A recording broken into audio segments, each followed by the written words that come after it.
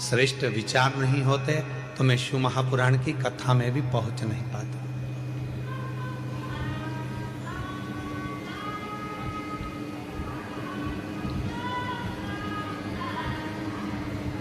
ये उसी की उदारता से, उसी की कृपा से।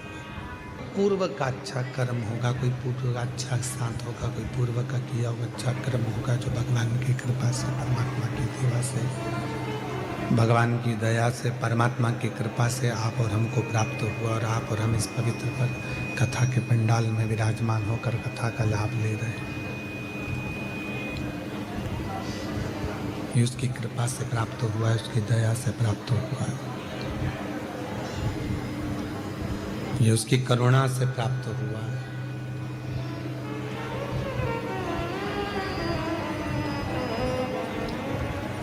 गया देवराज एक दिन चोरी करने के लिए, शंभो शंभो, गया देवराज एक दिन चोरी करने के लिए, और चोरी का धन लेकर आ रहा था तो कहां जाऊं, शरीर में ताप पड़ गया।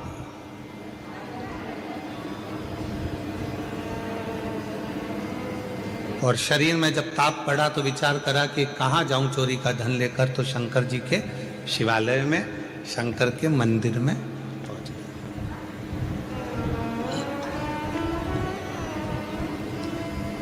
एक बात शिव महापुराण की कथा बहुत अच्छी कहती है। झूठ बोल लिए कोई बात नहीं, जिंदगी में कपट हो गया कोई बात नहीं, जीवन में अपने से पाप हो गया कोई बात नहीं,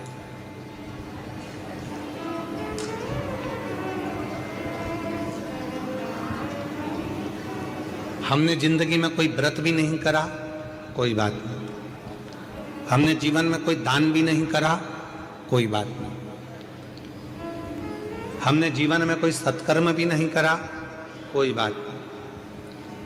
शिव महापुराण की विद्धेश्वर संहिता कहती है, अगर हमने अपनी जिंदगी में ना कोई पुण्य करा, ना सत्कर्म करा, ना हम कभी जिंदगी में कोई अच्छा काम कर पाए, तो भी इस पापी शरीर ने अगर भूल से भी शंकर भगवान को एक लोटा जल चढ़ा दिया तो हमें सारे पुण्य, सारे तप, सारे यज्ञ, सारे अनुष्ठान, सारी साधना का पुण्य फल प्राप्त होना चालू हो जाता है।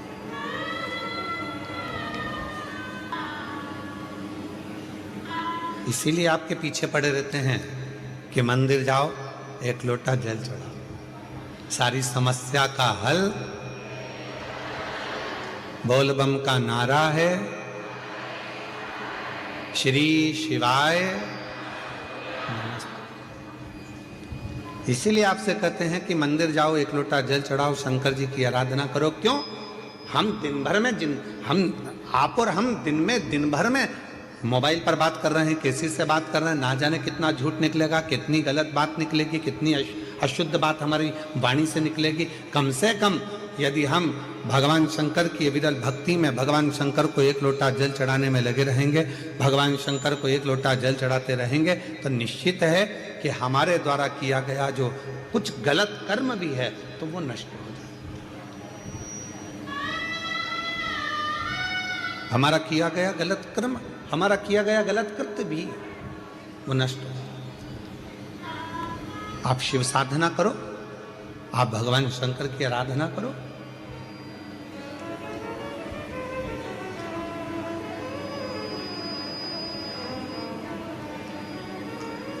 दो कुंडली होती है,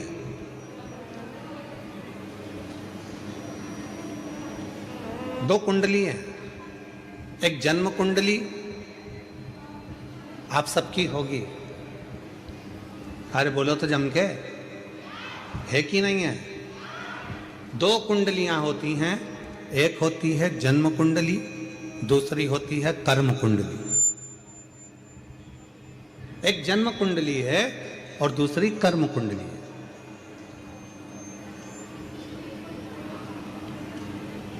जन्म कुंडली केवल आपका भाग्य बताए,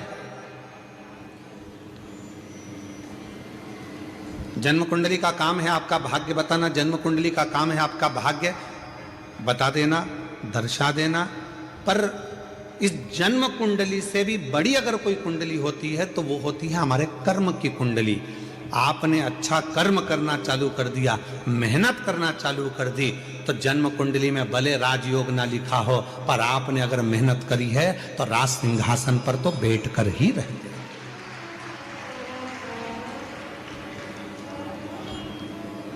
एक होती है जन्म कुंडली और एक होती है कर्म कुंडली।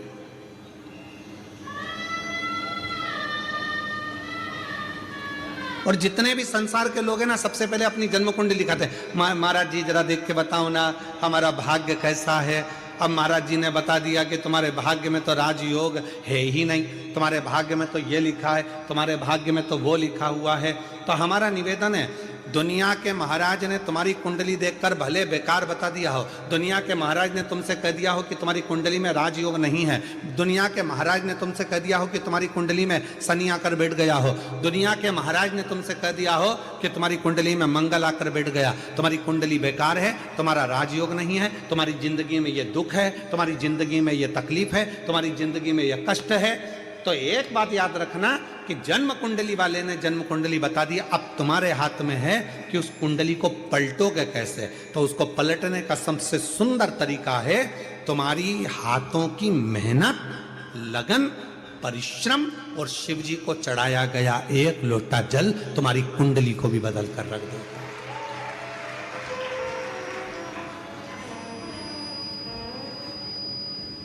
अब तुम मेहनत ही ना करो और सोचो कि मेरा भाग्य ही बेकार है। मैंने तो पत्रिका दिखाई थी, मैंने कुंडली दिखाई थी, उसमें तो महाराज जी ने बता दिया था कि मेरी कुंडली में अच्छा योग ही नहीं है। तो फिर आप घर पर आकर बैठ गए, फिर आपने कोई कर्म नहीं करा, तो फिर वो कुंडली अपना असर करे।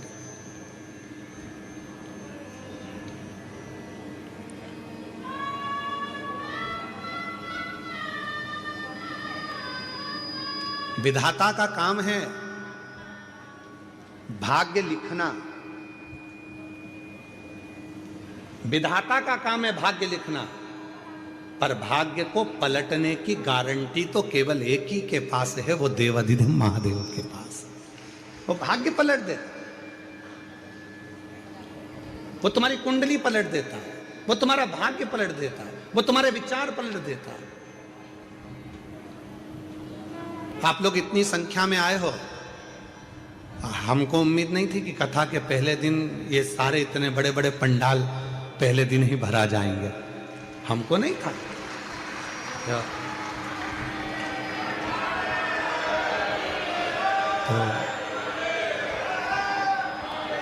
हमको लगा था कि भाई गुजरात है तो थोड़ा भाषा का फर्क पड़ता है, तो ऐसा लग रहा था कि ना जाने बड़ौदा है।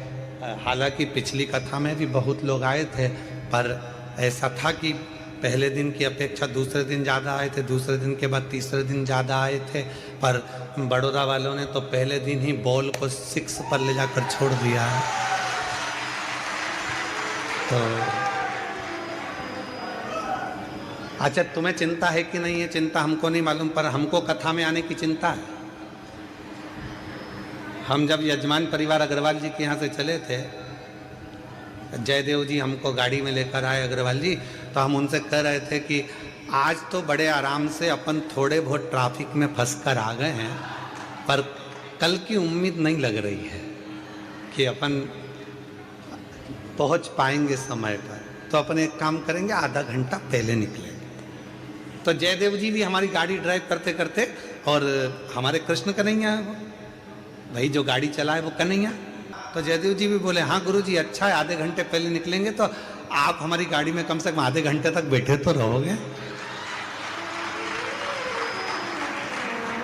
तो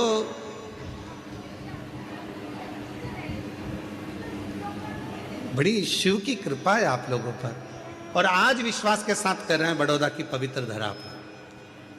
जिसने 7 दिन की शिव महापुराण की कथा इस पंडाल में रोज बैठकर श्रवण कर ली और झोली पसार कर जिसने मांग लिया, 3 महीने के अंदर उसका पत्र इस व्यासपीठ पर जरूर पहुंचेगा। ये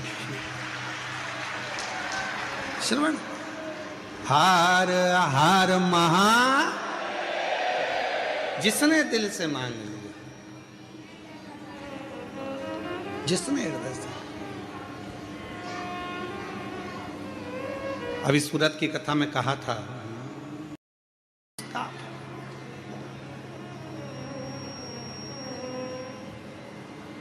उसका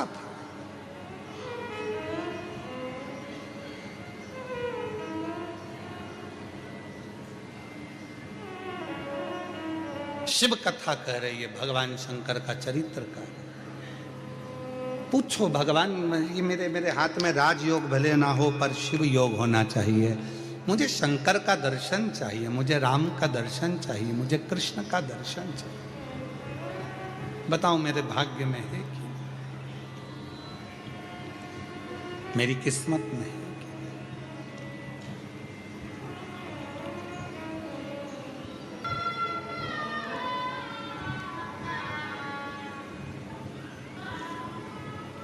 बच्चे को लिखना आता है? पहली बार जम के बोलो जरा। सबसे पहली बार बच्चे के हाथ में माँ ने कलम पकड़ाया, पेन पकड़ाया, बच्चे को लिखना आता है? नहीं।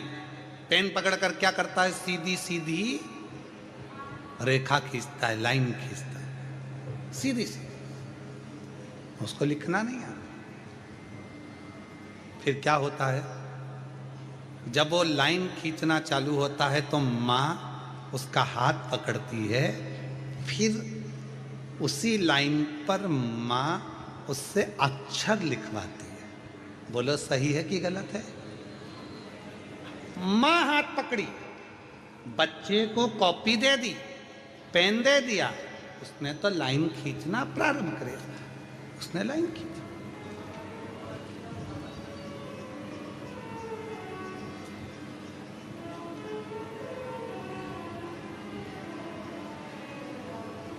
माँ ने हाथ पकड़ा और उसको खिंचाना प्रारंभ करा। यही शिव पुराण कहती है। शंकर के मंदिर में जाकर शिव जी को जल चढ़ाकर जब कोई चंदन की 3 लाइन भगवान शंकर के शिवलिंग पर खींचता है, शंकर उसका हाथ पकड़कर उसका भाग्य लिखना प्रारंभ कर देते हैं।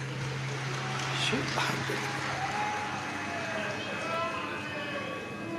अब कई लोग कहते हैं कि हम एहसान कर रहे हैं, हम मंदिर जाते हैं, शंकर का श्रृंगार करते हैं, शिव जी के मंदिर में जाकर शंकर जी को त्रिपुंड लगाते हैं। नहीं, आप बच्चे हो, आपको हाथ में कलम पकड़ा दी गई है और आपको लिखना नहीं आता, आप अपना भाग्य नहीं लिख सकते।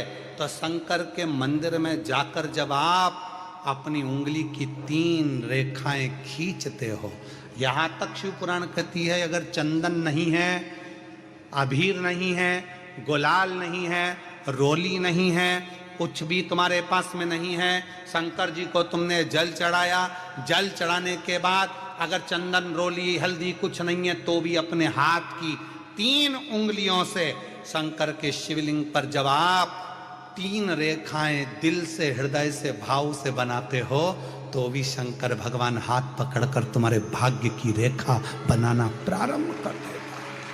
भाग्य की रेखा, भाग्य की रेखा बनाना प्रारंभ कर देगा। अब खींचो 3 लाइन। ब्रह्मा विष्णु महेश की 3 सलाखाएं जब शिव जी के शिवलिंग पर लगाई जाती है, यहां तक शिव पुराण कहती है अगर हम शंकर भगवान के शिवलिंग को जल चढ़ाकर 3 रेखाएं भी ना खींच सकें तो अपने हाथ की 3 उंगली का यदि स्पर्श मात्र भी शिवलिंग पर कर देते हैं तो ब्रह्मा विष्णु और महेश की करुणा हमारे ऊपर होना प्रारंभ हो जाती है। यहां तक शिव पुराण का, यहां तक। क्यों कहते हैं आपसे?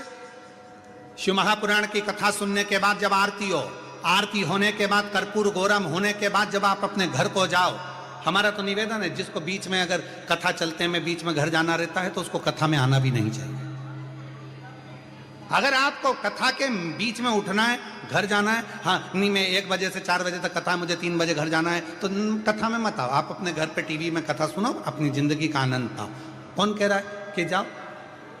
1 बजे से 4 बजे तक कथा है तो 4 बजे जब कथा विराम हो, आरती हो, वहां की मिट्टी को अपने हृदय से लगाओ मस्तक से लगाओ, प्रणाम कर कर बाबा से झोली पर